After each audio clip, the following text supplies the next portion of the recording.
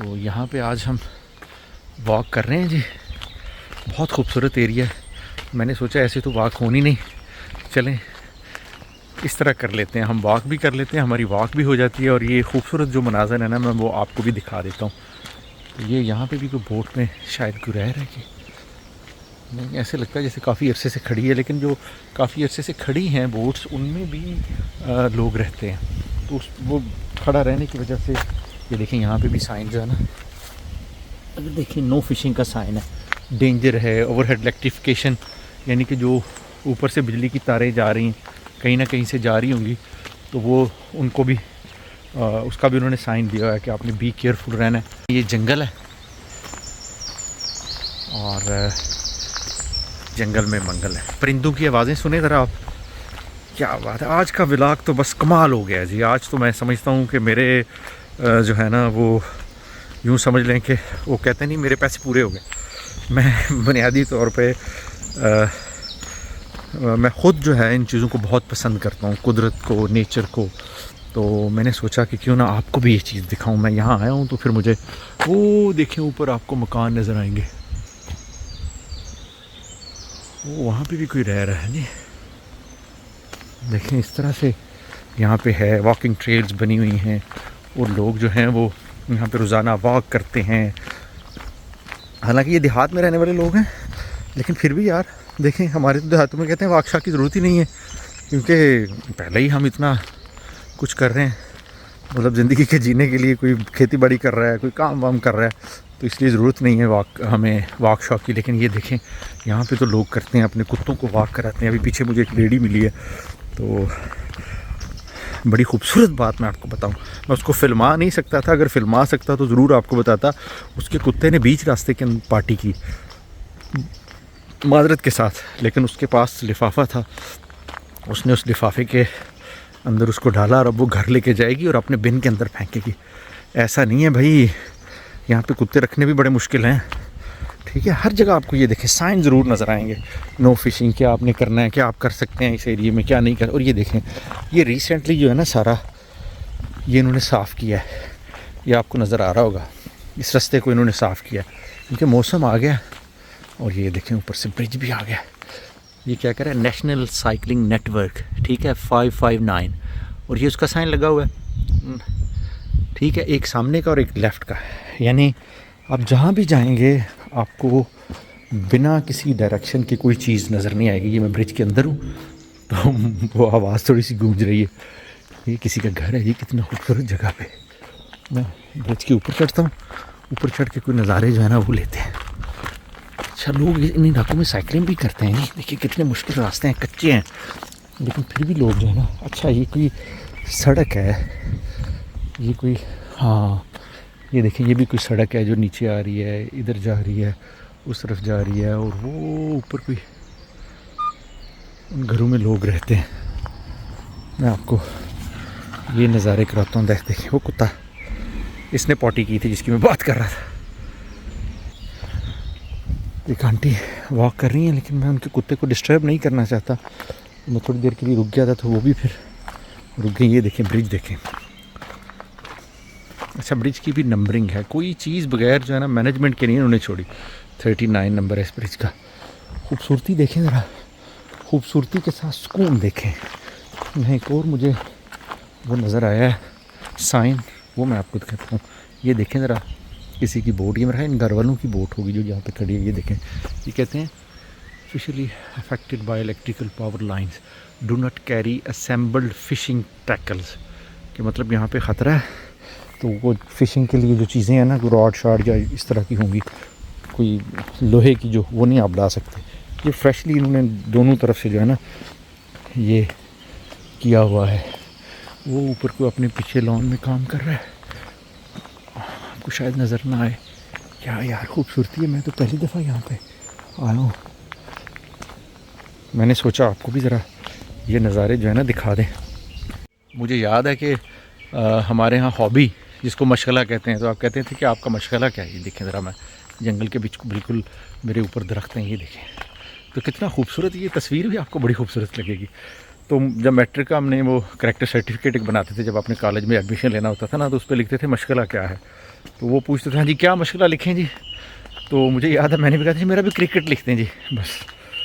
लेकिन यहाँ पे मशगले का मतलब, हॉबी का मतलब हॉबी होता है, और जिसकी जो हॉबी है वो उसके। मैंने एक बंदे को देखा है, वो हैट उसने सर पे, वो जो कॉबॉय वाली हैट होती है वो पहनी होती है, और शूज़ तक उसके सिर्फ बैजेस लगे हैं, ऊपर नीचे बैजेस, यानी वो बैज नहीं होते डिफरेंट तरह के, वो लगाए होते हैं उन्होंने। तो मैंने उनसे पूछा कि ये बैज, तो वो कहने लगा जी कि ये जो है हम मेरी ये हॉबी है, मैं बैजेस इकट्ठे करता हूँ। तो जब वो पावर क्लब में आता था तो वो सारी हैट और वो सारा कुछ लगा के आता था। वाह, थोड़ा सा नीचे होके जाना पड़ेगा। वाह, दैट्स रियली नाइस। अच्छा ये आगे ना कोई, अच्छा ये कोई रेल लाइन है जी, ये देख रहे हैं आप, ये कोई पुरानी रेल लाइन है। ये शायद ना यहाँ पे ये इलाका सारा जो है ना कोल माइन का इलाका था, कि ये जंगल में आ गए जी। देखें ज़रा, सिर्फ आपको परिंदों की आवाज़ें आएंगी, सिर्फ आपको जो कुदरत की या कोई पानी की आवाज़ें आ जाएंगी, उसके अलावा कोई आवाज़ आपको सुनाई। इतना सुकून माहौल है यार, आज तो कमाल हो गया, आज तो ज़बरदस्त। आज तो हमारा दिन जो है ना उसका हिसाब पूरा हो गया। इतनी अच्छी वॉक कर ली है, इस जंगल के नज़ारे कर लिए हैं, वाह जी वाह, क्या बात है। ये देखें ज़रा, परिंदों की आवाज़ें सुने।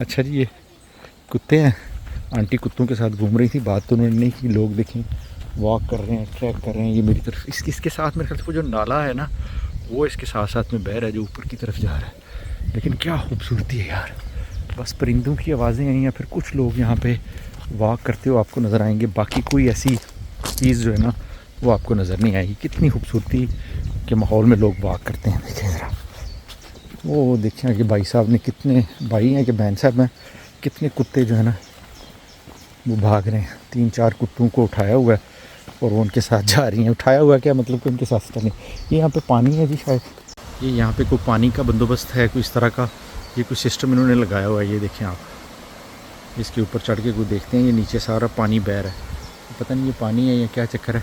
चलें जी, हम वापस चलते हैं क्योंकि काफ़ी हो गया, काफ़ी लंबी वॉक हो गई है। अब वापस चलते हैं और घूमते घामते हैं जी जहाँ से आए हैं। ये ना वो भूल ही जाएं कहाँ जाना कहाँ है ये भी तो हो सकता है।